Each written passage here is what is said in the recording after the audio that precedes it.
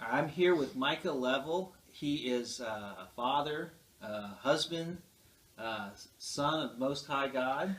He's also one of our pastors at Upper Room, and he's also the author of the book Love Pursuit. And that's what we want to talk about today. And so I just want to thank you, Micah, for taking some time to talk. And It's good to be. just want to go through a few questions with you, if that's all right. Absolutely. What gave you the idea for writing this book, Love Pursuit? Good question. So it's a really crazy story, but basically when I first started writing the book, I wasn't actually writing a book. Like I sat down and I wanted to be faithful in my heart to record the testimonies and revelations that God was giving me. So it was initially for myself. Like I just need to be faithful to God and to myself to record this stuff. And literally in like a week's time, I suddenly had like 20,000 words. And I was like, oh my gosh. And then it kind of started, okay, maybe this is a book. And then I just had the confidence, okay, it's a book for my kids and for my family. Like, I don't know about releasing it to everybody, but, but as I started writing and working, and I made a little simple PowerPoint picture to inspire me of the cover, to motivate me to, like, keep writing. And at that point, it shifted to, like, I think this is something that the church needs to hear. Wow. And by the time, that was really moving to editing. Yeah. Finally, in the editing stage, I was like, this is something that I think the church needs. Wow. So it started for myself and then for my family and for the church. Well, one thing I notice about the book is it is a lot of just personal, practical experiences, and it's very raw and real. Yeah. It's all of the experiences in there are not sugar-coated or anything like that. There aren't like stories that everything happens and angels just appear all the time from heaven or that thing. You have some real struggle you talk about in there too. Yeah. But is there any story in particular that you might just briefly share with people who haven't read it and say, hey, here's just a little sample of something that it's about? Yeah, absolutely. The big premise or context of the book is that it's about a love pursuit. So God's radical love pursuit for us, and then our radical love pursuit partnering with Him for humanity. So that's really the whole context of the book. And I mean, there's so many stories in there. I'm trying to think of one. I remember one of the first ones in the book is a friend and I were walking around out in a neighborhood and basically just ran into these two Muslims in a car, and over like just crazy prophetic encouragement, words of knowledge, just back and forth in their car from both their windows. There, it ends with them. I mean, they started out really hard, and it ends with them crying in tears. Wow. And they jumped out of the car, and we ended up all embracing and just loving one another. And we boldly said, we're Christians, we love Jesus, and we just want to know that want you to know that Jesus loves you. Wow. And that's kind of the stuff in this book. Some of it has salvation stories. Some of it's just that, like purely loving people. Yeah. And walking in love. So. Yeah, that's very cool. One of the things I really like about it too is it is very intense, but very low pressure too. It's like the message is really just love people. Yeah. Love people for Jesus, but be bold as you do. Yeah, very bold. Yeah. Kind of raw stories, but in a very practical thing of, can you love somebody? Yeah. Yeah. So you don't go necessarily around labeling yourself, hey, I'm evangelist or anything like that. You just kind of go out loving people. Yeah.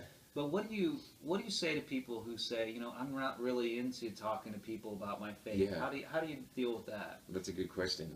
So I'd say like one of the first, it starts with that place of love. Like if you can have love in your heart, I think it removes a lot of the pressure, because for me, like 10 years ago when I got saved, I came in it right away wanting to be outward. But I sought everything but love. So it was like, okay, I need to grow in the miraculous. I need to grow in preaching. I need to grow in, it's like I tried to pursue everything but love. And it created all this pressure, because it was like the motivation was healing. And if healing didn't happen, I was discouraged. If prophecy didn't happen, you know what I mean? Yeah. So then when I shifted and God shifted my heart and made love the goal of like, wait a minute, I just have to love somebody. Like my neighbor at the grocery store, why don't I just walk in love and love somebody? All the pressure to perform and to be an evangelist was removed. So that's what I would encourage you. Like if you're wanting to step out and love somebody, or if you're wanting to step out and share your faith, just love somebody. Come with a motivation of a heart to love. Just to, share love, the love of the Father, the love that God has wrecked you with, then give it away. And I think that'll remove a lot of pressure and fear, because perfect love drives out fear. That's You good. know, so That's good. yeah. That's good. So that is one of the best things that I found in the book was, you go in, that the word evangelism is scary to a lot of people. Yeah, it's Evangelism is a very scary word. Yeah. And so you get images that you're just going to have to be one of these crazy people Yeah. that nobody wants to On a be around. soapbox or something. Yeah, scaring people away. Yeah. And really, what you're talking about, yes, there's boldness involved, but there's Yeah. also, there has to be that heart of loving Yeah. behind it. Yeah. And if we can start from that spot, Yeah. God can take us to a lot of Come on. amazing places. So good. And even when we fail, then, if we fail in anything, prophecy, or we didn't preach the best gospel message, or it actually isn't a failure if we came into it with love. Yes. If the person was loved, and even though we flopped with anything else we were trying to do, it's a success. You can't fail with Yeah. loving. Yeah. Yeah. I love it. It's great. What do you hope that after people read this book, I know you didn't start off thinking, hey, I'm going to make a book for the world or anything like that, but it is a book now. Yeah. What would you hope people get out of this after they read That's- this? What do yeah. you hope that they take away from it? I think it's this tagline.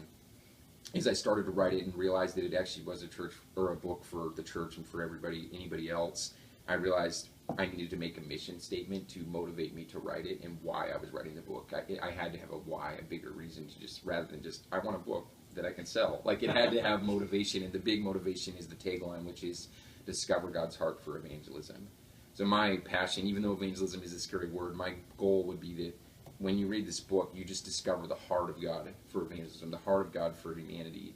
So rather than a how-to book, it's more of a book that hopefully will inspire, impart, and encourage people to carry God's heart into their area of life, wherever they are, that they would actually carry His heart for the people that they run into. So Awesome. that's the big goal behind Awesome. it. Yeah. So the name of the book is Love Pursuit, and where can they get this book? You can get it on Amazon. You can get it on my website, mylovepursuit.com, and also familylegacyonline.com, I believe. So, yeah. Awesome. Yeah. Awesome. Well, that's awesome.